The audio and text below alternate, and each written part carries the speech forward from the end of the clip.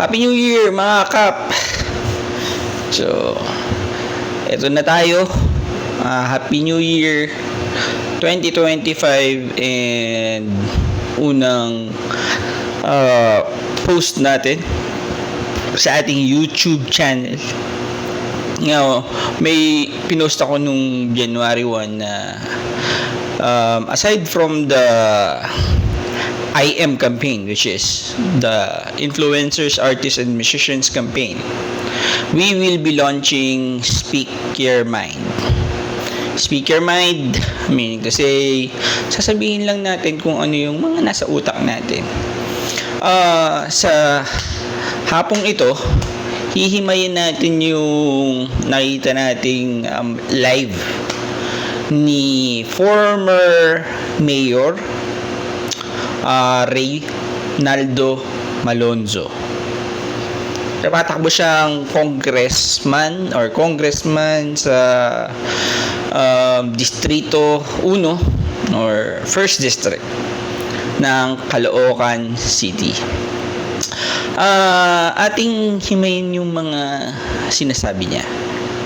So, may mga nakita siya at ating bunisisa yung nakita niya at tama. Pinuntahan ko mismo dito sa website ng Commission on Audit or COA. Pagpunta nyo po dito sa coa.gov.ph, kiklik nyo lang yung reports, and after nyong i-click yung reports, may option doon to see annual audit report. Ano ba yung annual audit report? Every year, nagkakaroon ng auditing ang Commission on Audit sa mga hanay ng gobyerno. So, hindi lang po ito sa city. Nagkakaroon siya ng auditing sa national government agencies, sa mga LGUs or local government units, and mga government-owned corporations. Yan. Meron din siyang report sa public debt and Judiciary Development Fund. So, lahat yan ino-audit ng Commission on Audit. At pagka-click po natin dun sa LGU, ipapakita niyan yung auditing report ng mga city, kagaya ng Quezon City, Manila, Pasig, at syempre, Caloocan. Pag-click natin yung sa Caloocan City annual report, meron dun mga years. 'Di ba? Anong year yung gusto nating makita na audit? 2014, pag-click natin yung National Capital Region, which nakalagay yung mga city sa national, makikita natin dun yung isang folder na nagsasabing Caloocan City Annual Audit Report ng 2014. Titingnan natin kung tama ba na nakita to online. Yun, i-download yung mga 2014 file. Pag nakita natin yung download, sa loob nito may isang Excel sheet. Ayan. Maraming Excel sheet dito, actually, dalawa at iba pang mga report. So, dito sa Excel sheet, buksan natin. Ito. May isang Excel sheet doon na nagsasabi ng Caloocan City 2014. Ayan, yung pangalawa na may annexes A to L. Tinignan natin yung annexes A to L, and sa annex H nakalagay yung aging of cash advances. Yung pagkatingin natin dun sa aging cash advances, tinignan natin kung tama ba yung sinabi ni Kong Ray Malonzo. Makikita rito na sa row 43, 'di ba? Row 43 column A, nandun yung pangalan ni Oscar Malapitan. Dun sa pangalan ni Oscar Malapitan, if titignan natin yung mga cash advances niya, makikita natin sa line item ng purpose of cash advance is in confidential, ayan, intelligence and confidential expenses. Ayan, hindi confidential expenses lang, intelligence and confidential expenses. So, meaning to say, nandito yung mga disbursing officer, mga accountable officer. Kumbaga, pag may nawala sa audit, ito yung pupuntahan nila. Now, pagtingin natin dun sa date ng dalawang line yung nandun sa 2014. Bakit dalawa? Kasi dalawang beses nagkaroon ng withdrawal of funds. December 18 kay Dalisay, ano yun, ito yun. So sa PDMMC niya yan. Kay Oscar Malapitan, ang date is June. Teka lang Yun, June 27, 2014 and December 18, 2014. Diba? So, sa June 27, 2014, nakasaad doon na ang withdrawal niya is 60 million. Diba? And yung December 18, 2014, nakalagay naman is 30 million. Kung titignan natin to, bago pa magkaroon ng confidential fund na yan, kailan ba yung pinakahuling nagkaroon ng confidential fund? The last na nagkaroon ng confidential fund bago nito, yung kay Ruby Enorme nung panahon ni Recom Echeverry. That was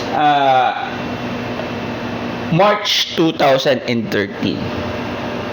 At bago pa niyan, so titignan natin, hihimayin natin to. Ang susunod na confidential expenses nung kay Julio Haymalin, isang former chief CSU nung panahong 1980 to 1990, which is panahon ng mga asistyo. Baka martial law, ano pa to, era. So kung titignan natin, bakit nagkaroon ng mga confidential fund bigla? Coming from the martial law era at nung last year ni Recom at unang taon ni Oscar Malapitan. Bigla lang. Kasi kung titignan natin, hindi naman nagkakaroon ng confidential fund talaga. 'Di ba? Karaniwang mga withdrawal dito, 'di ba, is mga personal services, 'di ba? Mga training ng mga kapulisan. So hindi natin alam kung bakit ba mayroong confidential expense bigla. Ano bang nangyari nung 2014 sa Caloocan? 'Di ba? Ngayon, porket ba naupo lang bigla si Oka, nagkaroon na ba ng terorismo? 'Di ba? 2014 is panahon ni Pinoy. Panahon ni President Benigno Noynoy Aquino. At wala akong narinig, dahil taga Caloocan ako mismo, na nagkaroon ng terorismo sa Caloocan.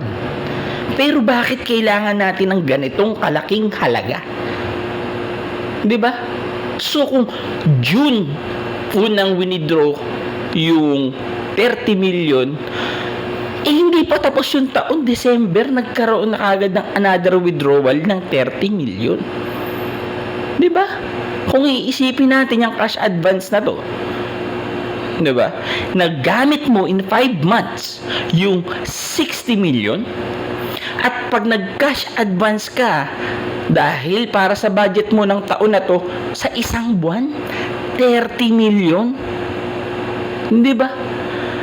Anong meron sa Caloocan nung mga kapanahunang iyon? 'Di ba? Ngayon, i-check natin ngayon yan.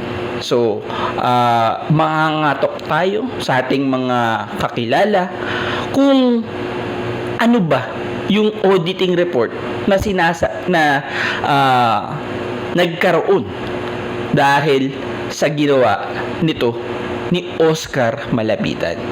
So, sa susunod na ating vlog, uupuan po natin yan.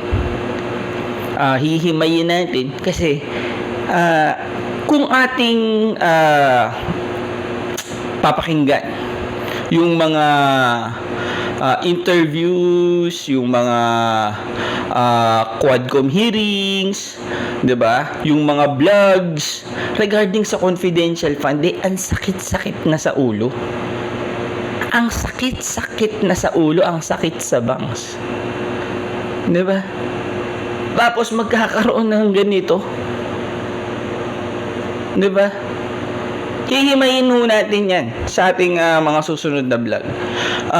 For now, dito tayo muna. At least nakita natin kung gaano katotoo yung napanood natin sa Facebook Live ni Reynaldo Malonzo, na tumatakbong congressman ng District 1 sa Caloocan.